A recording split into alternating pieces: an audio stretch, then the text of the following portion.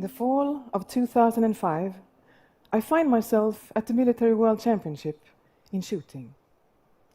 I'm in the lead in the final, and I have one shot left to shoot. The target is 50 meters away, and the 10 is 10.4 millimeters. What is it that determines if I shoot a 9 or a 10? Is it the physics, the technique, the relaxation, or the breathing? No, those are abilities that everybody at that level has been training for years. It's all about the thoughts I think and why I think them. This is what focus is about. When I was 23 years old, I felt that I had a kind of capacity, an inner drive, and an energy that I didn't really know how to handle. And it frustrated me not knowing what to do or where to go in this world. I was completely lost, and the only solution I could think of was trying to become best in the world at something. I had no idea in what, but I decided to become a world champion. I was quite athletic, but my helpful brother pointed out that I was too old to become a world-class sprinter. So I choose shooting. This determination brought me into the military arena, and since that very day, I started my practice. Thousands of hours were spent on the shooting range. I ate on the range. I slept on the range. And still today, I can remember that smell of lead and loneliness. I traveled all over the country competing for 3 years, but I lost over and over again, not getting any reward or recognition. In my world, I was programmed to win, but I didn't. And I couldn't understand how it could be so incredibly difficult. It was only my perseverance that kept me going.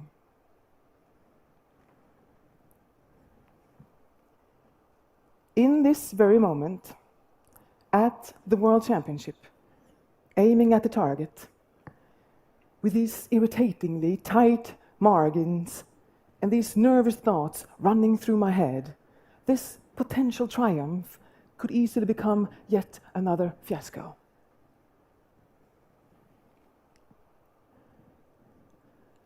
But then, suddenly, I saw and I focused on a beautiful autumn leaf playing in the wind. I give this leaf my full attention. And suddenly, I am completely calm.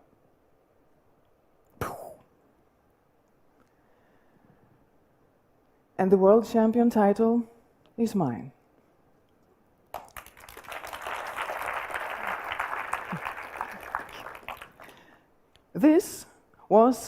This action was a deliberate choice and the result of persistent mental training, because this leaf relieved me of distracting thoughts and made me focused.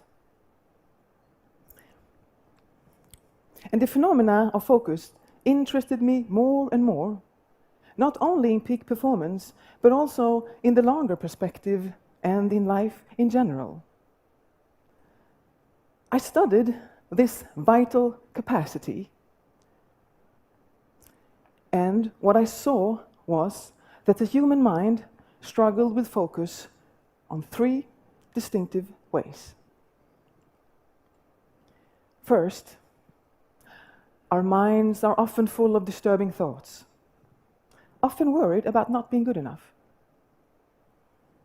Second, instead of working with what we already know, we are constantly focused on what we will achieve. And third, we are frustrated for not having time. So, how can we help ourselves with these problems? Well, before we can discuss that, we need to find out what focus is. In today's overflow with new waves and trends, the ability to focus has been somewhat overlooked, despite its great value. It's, however, a particularly complex function of our intelligent brain. So, let me simplify it for you. The preeminently thinking human beings, all of us in here, I guess, have the ability to think forward and backward in time. And we often go down the alarming path of thinking, what happens if? What happens if I shoot a 9? If I forget what to say having a presentation? If I don't finish my report on time? If I start losing followers on social media? If life doesn't turn out the way we had anticipated? Or we worry about why it didn't turn out the way we wanted it to? Can we then, at moments of need, free ourselves from these disturbing and worrying thoughts? A kind of undemanding present arise. Because it's in this undemanding present that we are focused. It's here that we perform and function exactly as well as we are. So standing there, shaking with nervousness, but giving that leaf my full attention, this is what happened. So focus is simply about choosing the right thought among thousands of thoughts. Now, how do we get focused? Well, firstly, regarding the disturbing thoughts, we need to learn to notice disturbing thoughts and to distinguish them from not disturbing thoughts. A not disturbing thought is something completely neutral, like a lamp, a chair, a belt, a toaster, or an autumn leaf. Because as the brain, in broad terms, only can focus on one thing at a time, a not disturbing thought knocks out all the disturbing and worrying thoughts. And this is enough to reach that inner capacity we in fact already possess. Second, regarding how we constantly focus on what we will achieve. In the performance-based society of today, we often lose focus because we constantly strive towards the new and better, instead of finding our inner power and constructively working with what we are best at each given moment. Because if we always think about the goal, about what we want to achieve, about where we want to go, about who we want to become, our focus is constantly on the future and not on the work that needs to be done now.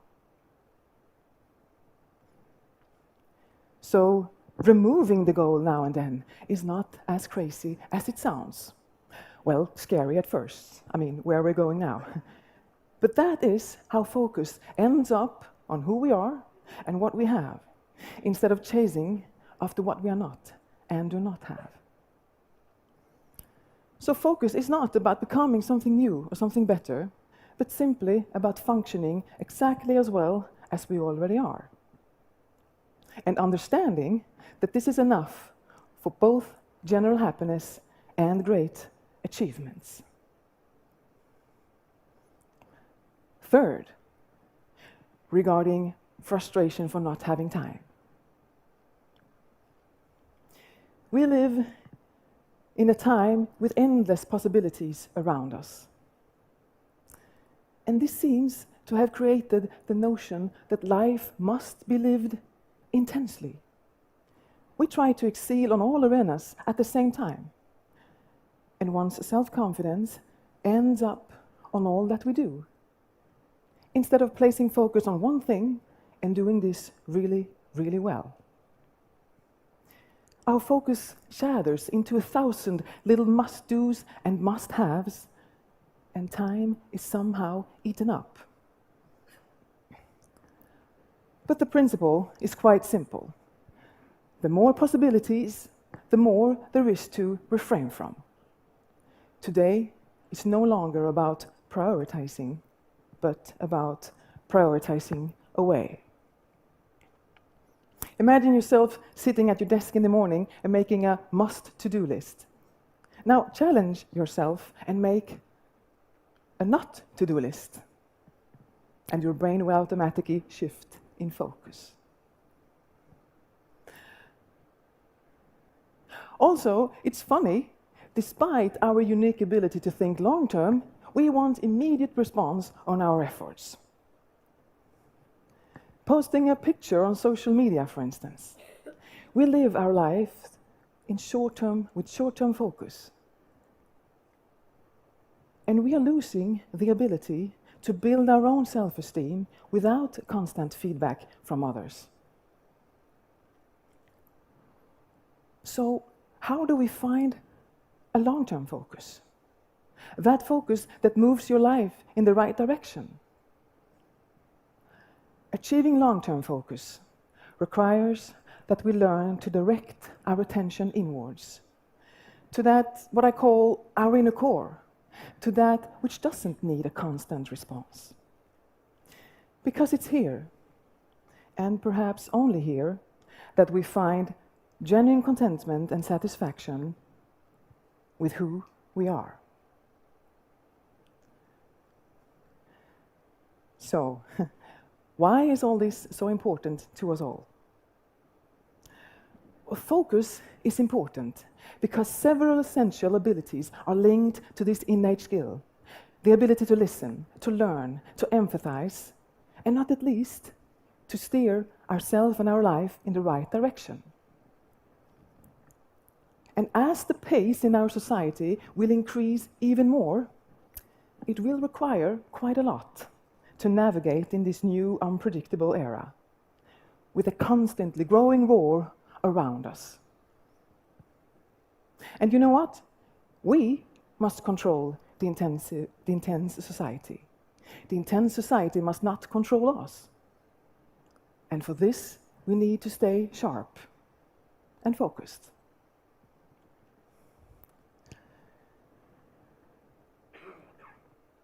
But do you know what I'm worried about? I'm concerned that our ability to steer our focus with our own power is something we are about to lose. I'm worried that we in the future will see two groups of people.